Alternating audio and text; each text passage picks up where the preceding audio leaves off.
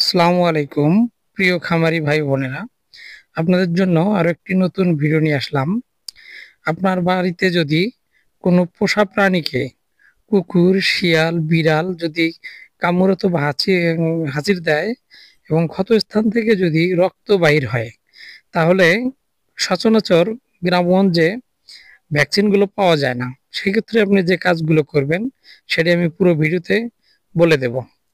যদি ক্ষতস্থান থেকে রক্ত বাহির হয়, তাহলে অবশ্যই সেই ক্ষত স্থানে কাপড় কাচা সাবান দিয়ে ৮ থেকে ১০ বার ভালোভাবে খুঁচে খুঁচে ওই জায়গাটা পরিষ্কার করে দিবেন এবং যে কোনো জায়গায় কামড়াবে সেখানে ভালোভাবে পরিষ্কার করে দিয়ে ওটা শুকনো কাপড় দিয়ে মুছে ফেলবেন।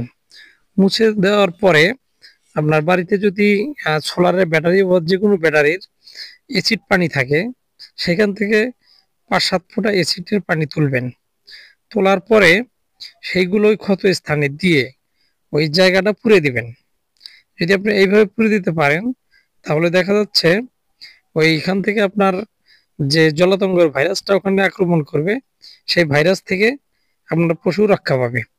আর যদি এই কাজগুলো না করেন, তাহলে অবশ্যই ভ্যাকসিন দিতে হবে। আর ভ্যাকসিন দেওয়া যদি আপনার কঠিন হয়ে থাকে, তাহলে এই কাজগুলো করবেন। আপনার প্রাণীগুলো অবশ্যই সুরক্ষা পাবে এবং জলাতঙ্ক রোগ থেকে রক্ষা পাবে। এইভাবে আপনার পশুকে ঘরোয়া পদ্ধতিতে যদি পরিচর্যা করেন, তাহলে আপনি এবং আপনার পরিবার এবং পশু জলাতঙ্ক রোগ থেকে রক্ষা পাবে।